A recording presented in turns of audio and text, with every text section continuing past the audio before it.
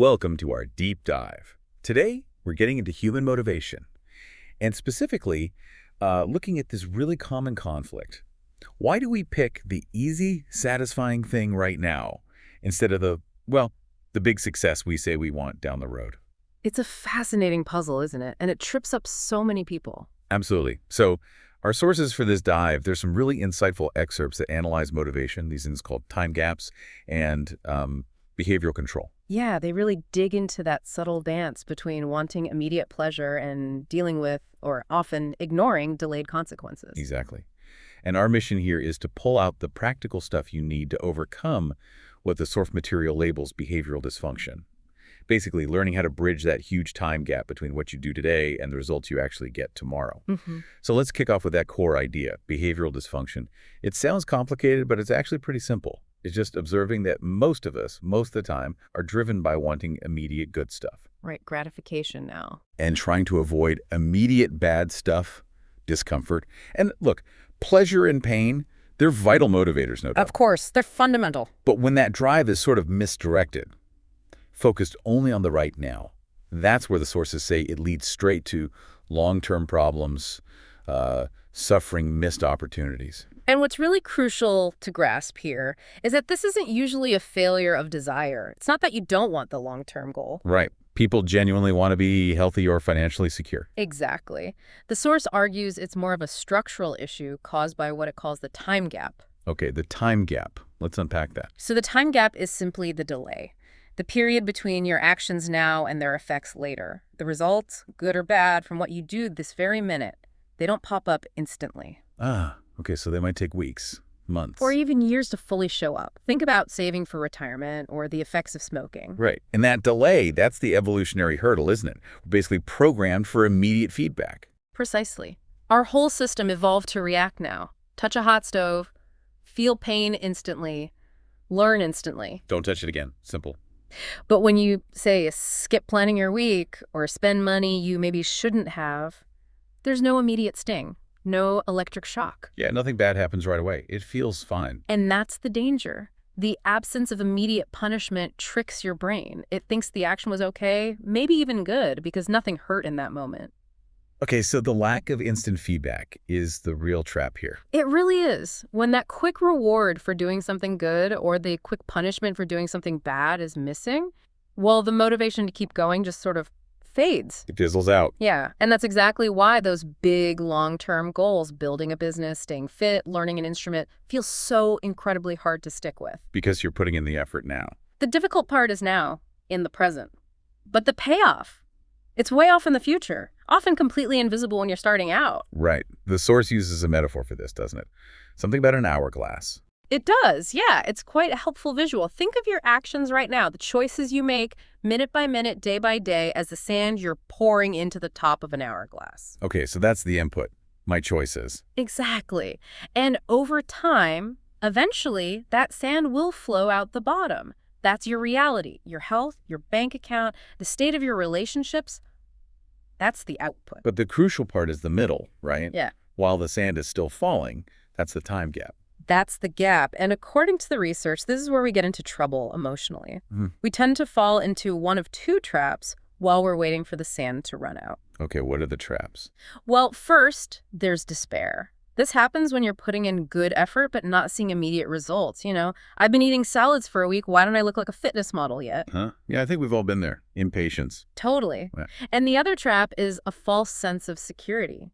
This happens when you're making bad choices, but the negative consequences haven't hit the bottom of the hourglass yet. You feel like you're getting away with it. Okay, that makes sense. So you're either discouraged by the lack of instant reward, Yeah. or you're lulled into thinking bad habits don't matter because the bill hasn't come due. You've nailed it. But hang on. If the results are delayed, sometimes for years, how do you know which trap you're falling into right now? How can you tell if you're just waiting productively versus, silently digging yourself into a hole? That's the million-dollar question, isn't it? And the only real way to know, according to the source, is to analyze the costs and consequences specifically. Are they front-loaded or back-loaded? Front-loaded versus back-loaded. Explain that. Okay, so think about where the pain or pleasure occurs. Let's use some concrete examples the source highlights, because they really show how this silent debt or silent investment builds up. Okay. Take health. Neglecting your diet, skipping exercise. That's all about immediate comfort, right? It feels easier now. That's front-loaded pleasure. Right. The pain of going to the gym is avoided today. Exactly.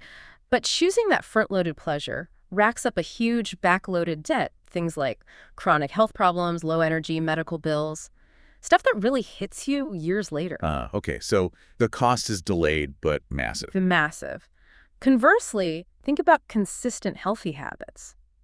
Going for that run, choosing the healthy meal, that often involves front-loaded discomfort. It takes effort now. Yeah. The immediate payoff isn't obvious. You don't suddenly get ripped after one workout. Right. But the reward, stable health, energy, longevity, that's the backloaded consequence. Yeah. It flows out steadily over your lifetime, even if you don't see dramatic changes day to day early on. Finance is probably even clearer, isn't it? That time gap seems really stark there. Oh, absolutely. Reckless spending gives you that immediate buzz, right? The dopamine hit of buying something new, very low front-loaded cost, feels great now. Instant gratification? Totally. But discipline saving, that feels like front-loaded pain. Saying no to things you want right now feels restrictive, uncomfortable. It feels like deprivation in the moment. Exactly. Even though that immediate discomfort, that front-loaded pain, is the only thing that actually creates future security, freedom options.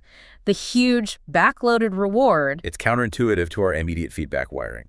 Deeply counterintuitive, and this pattern shows up even in really complex areas like our relationships. How so? Well, think about avoiding a tough but necessary conversation with a partner, or maybe always prioritizing your own needs because it's just easier in the moment. That feels like avoiding conflict, seeking immediate peace, maybe. Yes, exactly. Short-term comfort, front-loaded ease. But that pattern, repeated over time, almost guarantees the severe backloaded pain of a damaged or even broken relationship. The foundation just quietly erodes until suddenly it collapses. Wow. Okay, and we see this with learning new things too, right? Skills. Definitely. Think about learning an instrument or coding or a new language. That initial phase, it's often tedious, it's frustrating, it feels like pure front-loaded effort with very little reward. Yeah, you sound terrible, you make mistakes, it's not fun yet. Right. The joy, the mastery, the fluency, the ability to actually use the skill that only comes much later, after you've pushed through that initial barrier, that's the backloaded payoff. And if you quit during that front-loaded pain phase, because it's uncomfortable, you guarantee you never reach the reward. Zero future return on that initial investment of effort. Okay, so this time gap, this delay, is the fundamental challenge. It messes with our perception of cause and effect. It really does. Which brings us to the crucial point. How do we actually gain control? If the time gap itself is unavoidable, what can we change? Yeah, what's the lever we can pull? The source is really clear on this. The ultimate point of control lies in our beliefs.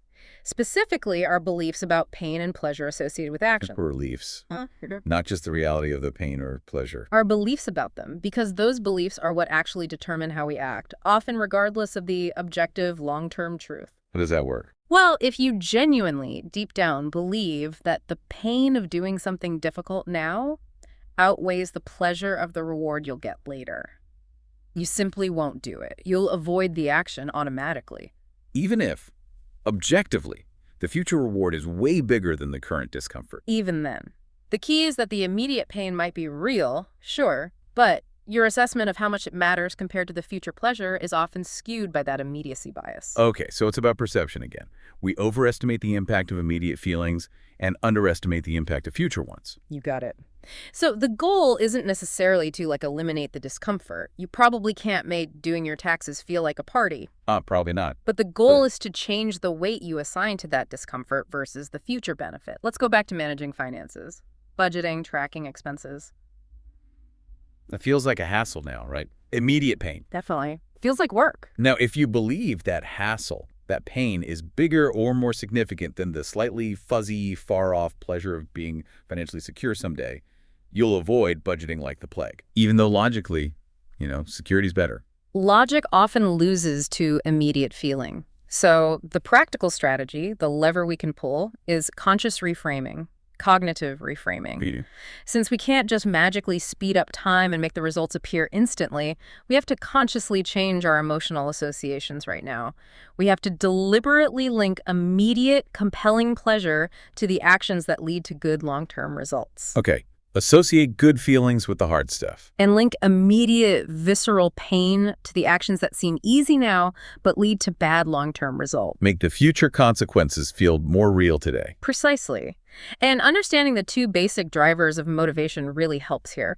The source actually uses some interesting terms, possibly from philosophical texts, to describe them. Okay, what are they? First, there's what we can call pull motivation. The source uses a term like masicha. Think of it as attraction. You're being actively drawn towards something you desire. Like the genuine joy, the feeling of pride, the sense of freedom that comes with being healthy and strong. You're focusing on the pleasure of that future state and pulling that positive feeling into the present to motivate the workout today. Ah, okay. Focusing on the game. Yes. And this pull motivation, this approach motivation, tends to be much more sustainable. It feels intrinsically rewarding. Okay, that's pull. What's the other one? The other is push motivation, which the source relates to a term like dachifa. This is the avoidance driver. Avoidance. Yeah, you're being driven purely by the need to avoid something negative. Fear of getting sick, fear of bankruptcy, fear of failure. Okay, motivation by fear or threat. Exactly. Now, look, push motivation works. It can be very effective, especially in the short term, like if you're facing a genuine crisis. Adrenaline kicks in, you got to act. Right. But as a long-term strategy, living in that state of avoidance, driven by fear, it operates under constant stress. It's draining. It's ultimately unsustainable for most people. So relying on fear might get you started, but it won't keep you going happily. That seems to be the idea.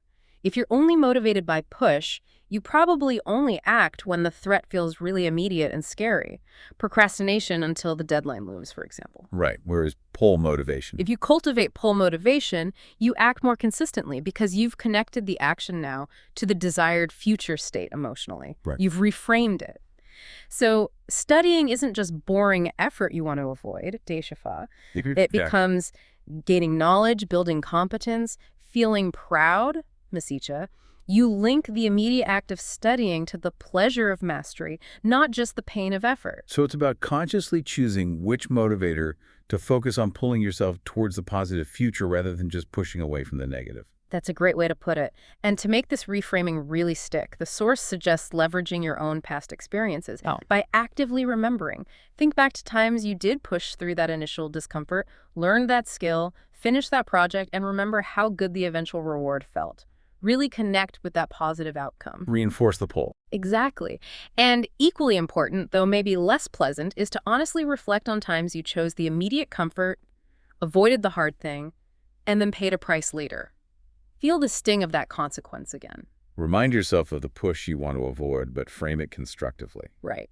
This kind of mental review makes the reality of the time gap, both the good and the bad sides, feel much more visceral and immediate. It helps solidify those new associations. Okay, so it's about consistent action, driven by consciously chosen beliefs and associations about immediate pain versus future pleasure. Ultimately, yes. The research basically confirms that our habits are consistent patterns of action which are guided by these beliefs and associations, not just random whims.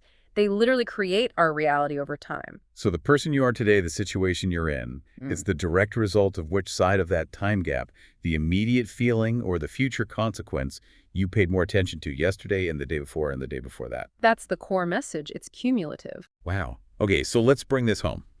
What does this mean for you listening right now? It means you're not just, passively hoping for motivation to strike you like lightning. No, it's an active process. Right. By understanding this fundamental challenge, the time gap, the delayed feedback, and by actively, consciously working to change your associations with immediate pain and pleasure, you actually take back the reins. You gain control over your ability to build the future you want.